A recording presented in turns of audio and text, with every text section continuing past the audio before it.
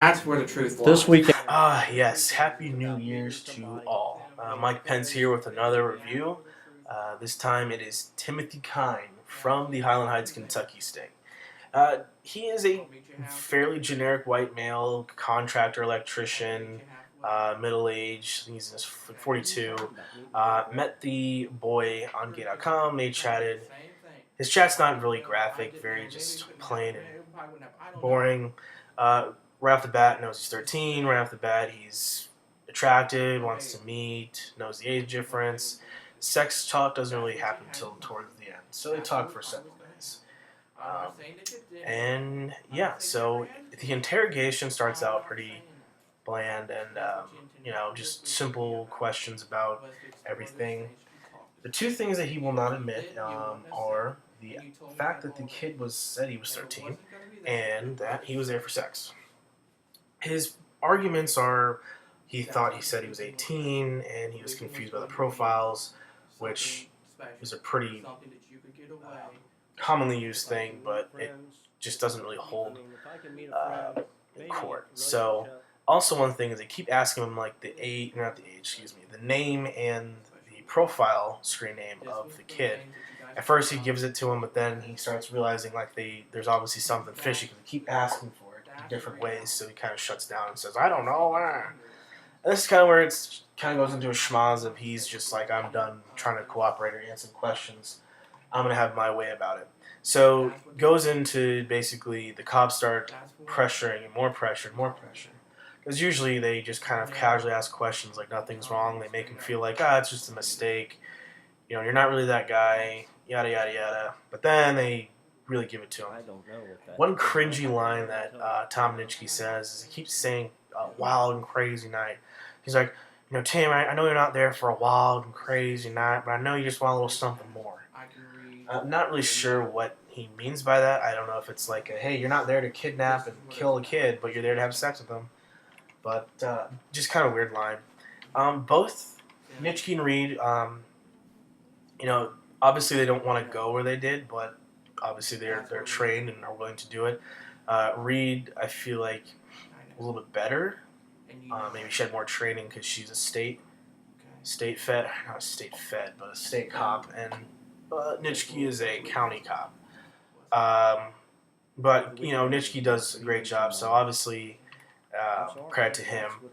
But I think Reed was a little more up to fighting Kyne. So just kind of goes into a schmaz. They just insult him. They use things like you're talking like you're talking about the Easter Bunny. What kind of adult you gonna talk to the Easter Bunny about? Sorry, that's a bad mockery, but and he just kind of laughs it off like, "Come on, it's stupid."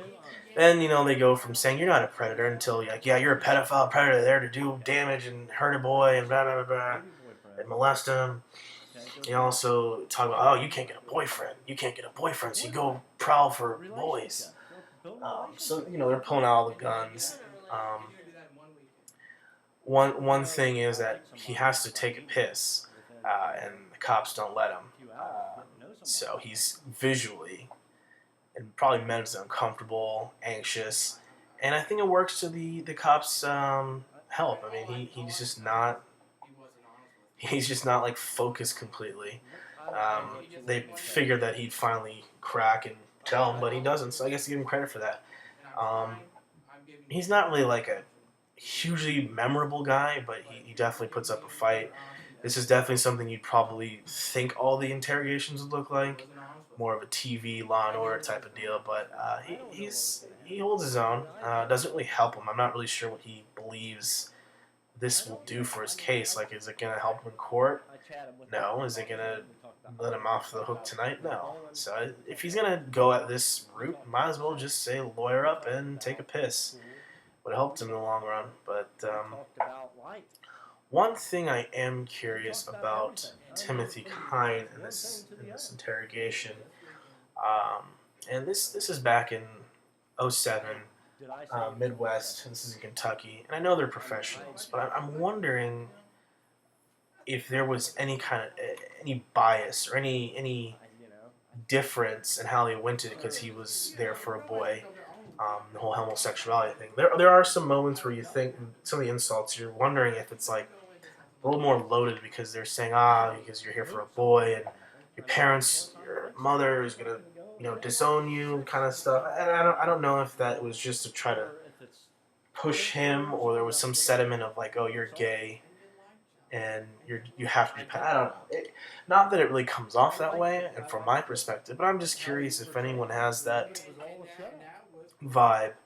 And he does come from, as he admits, he says he comes from a pretty Catholic family, so I'm sure he doesn't have a lot of reason to tell his parents, and I'm sure once they found out about this, there was not a lot of support, but I don't know, but I wouldn't assume so.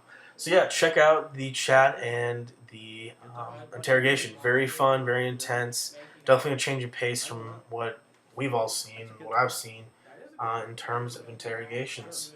So yeah, cheers and enjoy the new year.